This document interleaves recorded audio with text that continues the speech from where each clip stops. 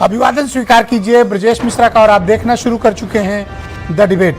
बहनों भाइयों, राहुल गांधी ने आज अपना एटम बम फोड़ दिया है। चुनाव आयोग के खिलाफ राहुल गांधी ने एक मेगा प्रेस कॉन्फ्रेंस करके राहुल गांधी का दावा है कि सबूतों के साथ उन्होंने चुनाव आयोग को बेनकाब किया है कि इलेक्शंस कंप्रोमाइज्ड हैं और उन्होंने अपने दावों के पक्ष में सबूत भी मीडिया के सामने प्रस्तुत किए।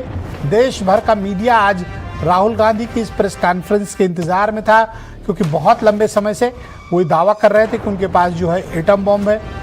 तो क्या ये वाकई में एटम बम है? क्योंकि प्रेस कॉन्फ्रेंस के इतना वक्त बीत जाने के बाद भी अभी तक चुनाव आयोग की तरफ से सिर्फ इतना आया है कि राहुल गांधी शपथ पत्र पर अगर शिकायत करेंगे तभी इसकी जांच होगी। बहनों भाइयों, आज का ये मामला राजनीतिक तौर पर बेहद सनसनीखेज है और अगले कुछ दिनों तक ये पॉलिटिकल डिस्कोर्स में चर्चा में रहने वाला है। आज चर्चा इसी विषय की। बहनों भाइयों, राहुल गांधी ने आज बहुप्रतीक्षित एटम बॉम्ब पॉलिटिकली फोड़ दिया है। राहुल गांधी का दावा है कि चुनाव आयोग कंप्रोमाइज्ड है, वोटर लिस्ट कंप्रोमाइज्ड है, लाखों वोटर्स, उन्होंने दावा किया है कि बेंगलोर की एक सीट पर तो 1 लाख वोटर्स नए जोड़े गए और अवैध तरीके से उनके नाम वोटर लिस्ट में डाले गए। तकरीबन सबके वोट भी डाले गए और वोटर लिस्ट में गलत नाम, फर्जी नाम, गलत पते पर दिए हुए नाम, एक वोटर 4 जगहों पर वोट डाल रहा है। ये सब क्लेम राहुल गांधी की तरफ से ऑफिशियली किया गया है और एक पावर पॉइंट प्रेजेंटेशन के जरिए राहुल गांधी ने मीडिया के समक्ष ये तथ्य प्रस्तुत किए। कुछ सीटों का भी उन्होंने जिक्र किया कि किन सीटों पर वोटर्स बढ़ाए गए और वो वोटर शाम 5 बजे के बाद वोट में डाले गए।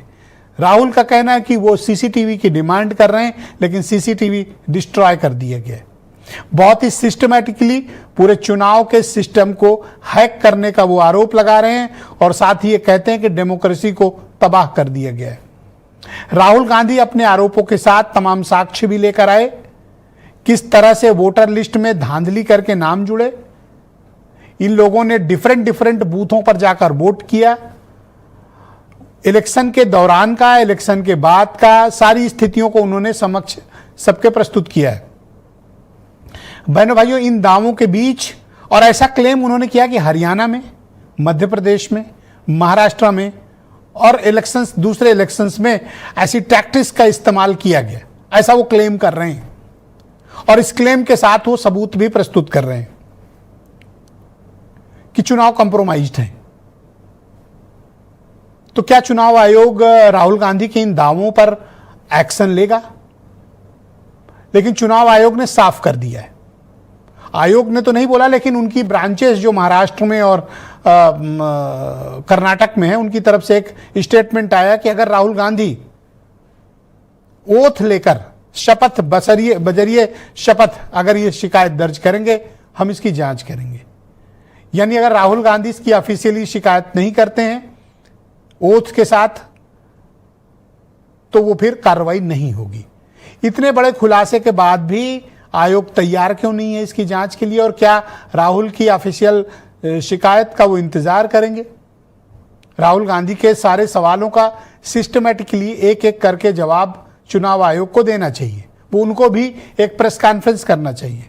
जैसे राहुल गांधी ने पीपीटी के जरिए सबूतों के साथ एक करके अपने दावों के साथ सबूत आज देश की मीडिया के सामने प्रस्तुत किए, चुनाव आयोग को भी चाहिए कि वो एक स्लाइड का, एक आरोपों का सबूत के साथ इसी तरह से प्रेस कॉन्फ्रेंस करके जवाब दे।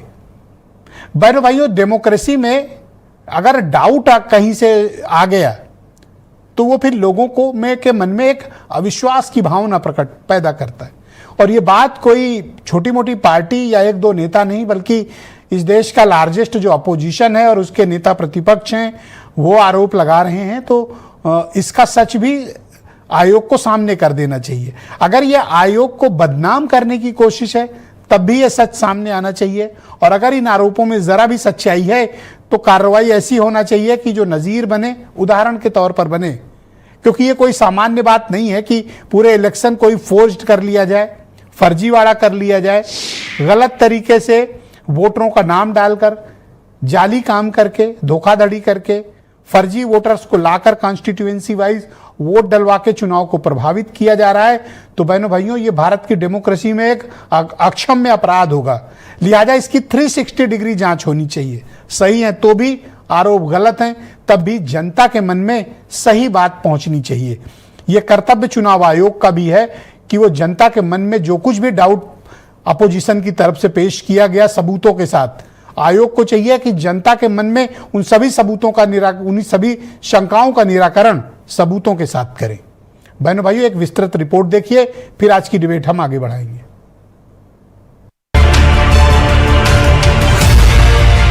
जिस सियासी एटम बम की बात राहुल गांधी ने पिछले हफ्ते की थी, वो एटम बम उन्होंने चुनाव आयोग पर सबूत लहराते हुए फोड़ डाला। ये दस्तावेज क्या बीजेपी के लिए गले की फांस बन जाएंगे? राहुल गांधी ने चुनाव आयोग से सीधी टक्कर ले ली, नारा लिखा वोट की चोरी। कुछ दिन बाद हजारों पन्नों का सबूत लेकर मीडिया के सामने आए। आखिर इन पन्नों में ऐसा क्या है कि देश की सियासत में हड़कंप मच गया? राहुल गांधी परत दर परत खुद समझाते। दावा है कर्नाटक, महाराष्ट्र और हरियाणा के चुनाव में चोरी हुई, लेकिन चोरी लोकसभा चुनाव में हुई, जहां एक विधानसभा में ही 1 लाख से ज्यादा फर्जी वोट डाले गए। हम राहुल गांधी के 5 बड़े आरोप सुनवाते, फिर दिखाते हैं इस पे शुरू हुई सियासी महाभारत। 1,250,000 वोट की चोरी 5 तरीके से होती है। Duplicate voter, fake and invalid addresses, bulk voter in single address, invalid photo, misuse of form 6। और इलेक्शन कमीशन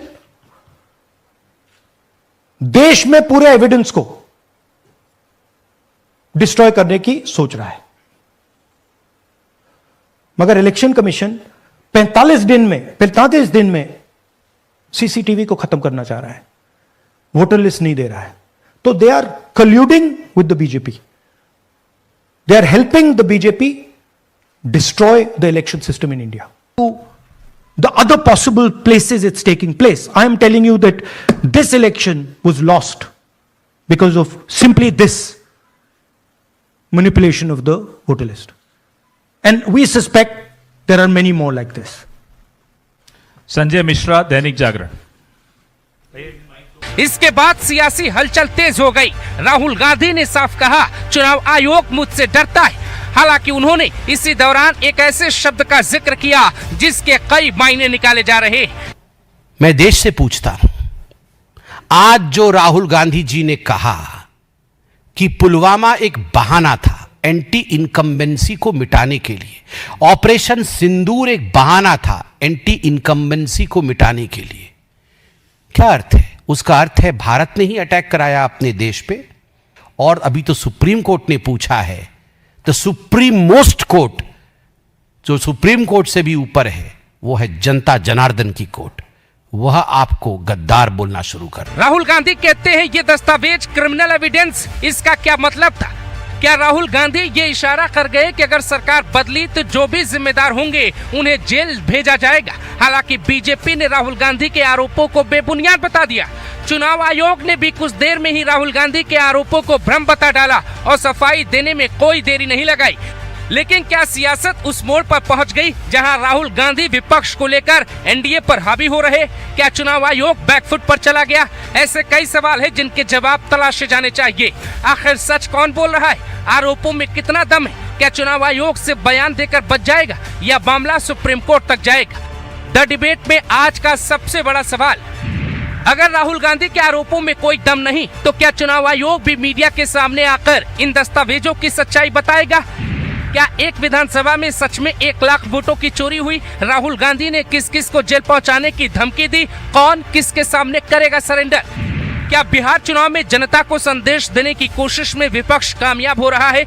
बीजेपी लोकतंत्र के दायरे में चुनाव नहीं जीतती है, कुछ तो गड़बड़ है। आखिर वो क्या है? क्या इसकी जांच होगी?